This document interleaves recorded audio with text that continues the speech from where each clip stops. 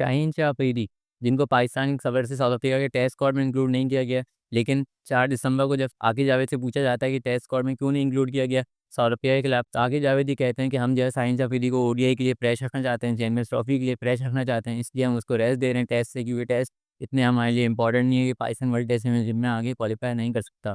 और 17 दिसंबर को हमें पता चलता है कि शाहीन शाह अफरीदी बीपीएल के लिए जो है साइंड हो गए। पाकिस्तान की टीम जब टेस्ट मैच खेल रही होगी तो शाहीन शाह अफरीदी बांग्लादेश प्रीमियर लीग में लीग खेल रहे होंगे। बिल्कुल ही कंट्रास्ट लगता है आपकी जगह की स्टेटमेंट में और पाकिस्तान क्रिकेट बोर्ड की मैनेजमेंट में कि किस तरीके से आप इस प्लेयर को मैनेज कर रहे हो। एक तो अल्लाह अल्लाह करके जो है शाहीन शाह अफरीदी का फेस थोड़ा बहुत वापस आया, एक थोड़ा बहुत अच्छी फॉर्म में दिखने लगा शाहीन शाह अफरीदी ओडीआई सीरीज़ में भी और टी20 सीरीज़ में भी। और अगर आपने उसको रेस्ट देना था तो आप रेस्ट देते, प्रॉपर देते, ताकि वो आराम से घर में बैठे फ्रेश फील होके आए और ट्राई सीरीज़ में फिर कमबैक करे दोबारा। लेकिन शाहीन शाह अफरीदी जो है हमें बीपीएल खेलते हुए नज़र आएँगे और फिर वही बात है, खुदा ना खास्ता थोड़ा-सा हल्का-फुल्का भी निकल हो गया या कहीं पे कोई हैमस्ट्रिंग हो गई, कोई इंजरी हो गई, तो फिर जो है पाकिस्तान की टीम को उसका खमियाज़ा जो है भुगतना पड़ेगा और ट्राई सीरीज़ में हमारे लिए मुश्किल हो जाएगी। और कोई सोचने की बात है, मतलब बांग्लादेश प्रीमियर लीग में कौन ही जाता है?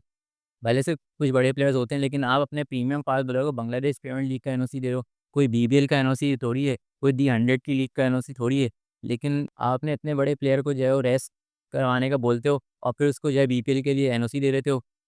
तो फिर ये बिल्कुल ज़्यादती है शाहीन शाह अफरीदी के साथ। शाहीन शाह अफरीदी को भी जो अपना वर्कलोड मैनेज करना है, अपनी परफॉर्मेंस जैसी तरीके से मेंटेन करनी है, तो रेस्ट लेना पड़ेगा। मैं हमेशा एग्जांपल देता हूँ मिचेल स्टार्क की, हेज़लवुड की, कुमिंस की, ट्रेंट बोल्ट की। वो हर मैच अपनी कंट्री के लिए नहीं खेलते। अगर टेस्ट मैच सीरीज़ खेलते हैं तो ओडीआई की नहीं खेलते, ओडीआई की खेलते हैं और टेस्ट मैच ही नहीं खेलते हैं। एंड वाइस वर्सा उनका चलता रहता है, ताकि उनका वर्कलोड जो है मैनेज हो और वो जो है लंबी क्रिकेट जो है वो खेल सकें। लेकिन अगर Shaheen Shah Afridi back to back ऐसे क्रिकेट खेलते रहेंगे, यूजेई की सीरीज़ खेल के आए, अब जो बीपीएल के लिए साइंड होगा तो वहाँ पे खेलेंगे। उसके बाद ट्राई सीरीज़ होगी, उसके बाद चैंपियंस ट्रॉफी खेलेगा।